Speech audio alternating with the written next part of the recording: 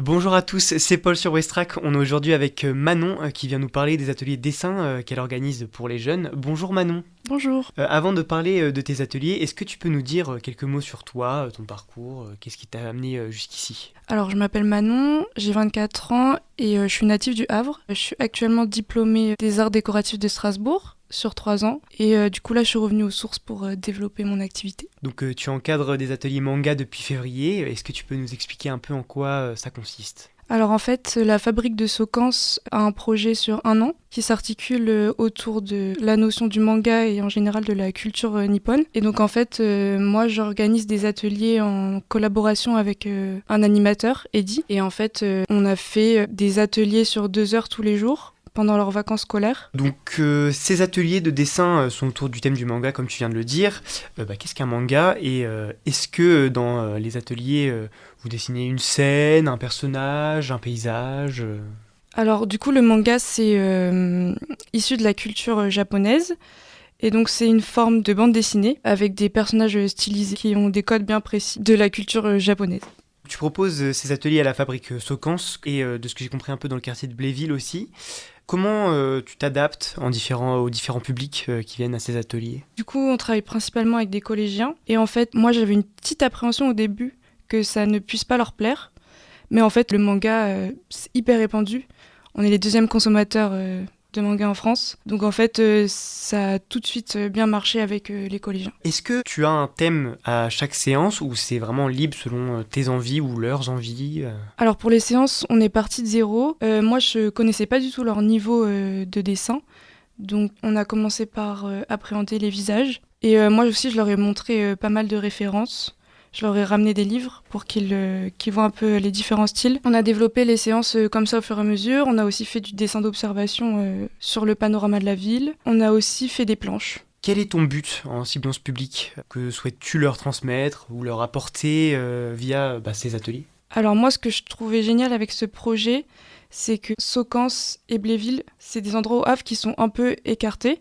À Socans, on n'a pas beaucoup d'activités. Et je trouvais ça très bien qu'on puisse déjà, d'une part, démocratiser l'art. Et en plus, le manga, c'est plutôt accessible aux jeunes.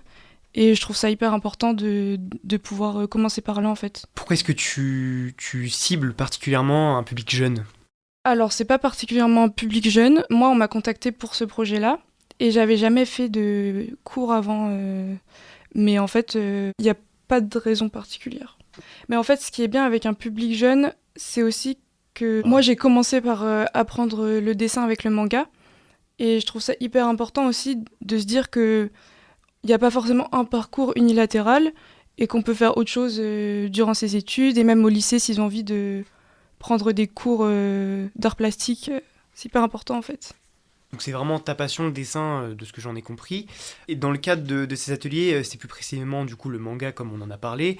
Est-ce que tu es fan, toi, de culture japonaise ou seulement du style manga en lui-même? Moi, j'ai commencé à apprendre à dessiner avec le manga. Maintenant, dans ma pratique, c'est plus diversifié, mais il y a toujours ce style qui est très présent en fait. Moi, j'ai fait un voyage au Japon, donc je suis très très intéressée par la culture en général, mais je dirais que c'est par le manga en premier. Est-ce que l'atelier est orienté plutôt donc manga japonais classique ou tu trouves d'autres styles? Est-ce qu'il y a des suites possibles après les ateliers, un club, une expo Tout à fait, du coup, au terme du projet, c'est une exposition qu'on va faire à la salle des fêtes de Graville, fin octobre. Ça, c'est un peu le résultat final du projet. Et après, on arrive quand même à trouver d'autres pratiques que le manga, on va dire.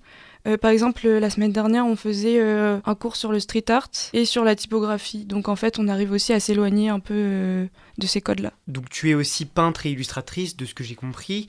Qu'est-ce que tu préfères dans ton métier? Créer seul de ton côté ou comme dans ces ateliers, le côté pédagogique, transmettre aux autres ta passion?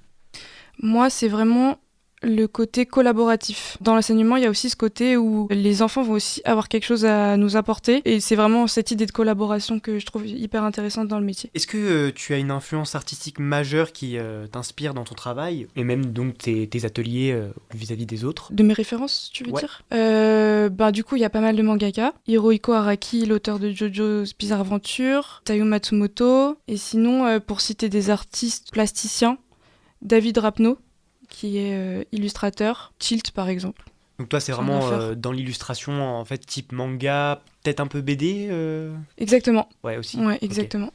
Donc vraiment, Après, il y a aussi des plasticiens, par exemple Peter Doyle. est-ce que tu as des anecdotes sur ces ateliers en particulier? Je pense que c'est vraiment quand on a fait du dessin d'observation, parce que c'était hyper différent des autres ateliers. En fait, c'est hyper différent, mais c'est aussi très important dans l'apprentissage du dessin. Et en fait, je me suis dit que ça allait pas du tout leur plaire, mais ils étaient hyper contents de cet atelier-là et je trouvais ça très chouette. Où est-ce qu'on peut retrouver ton travail en tant qu'artiste, peintre, illustratrice?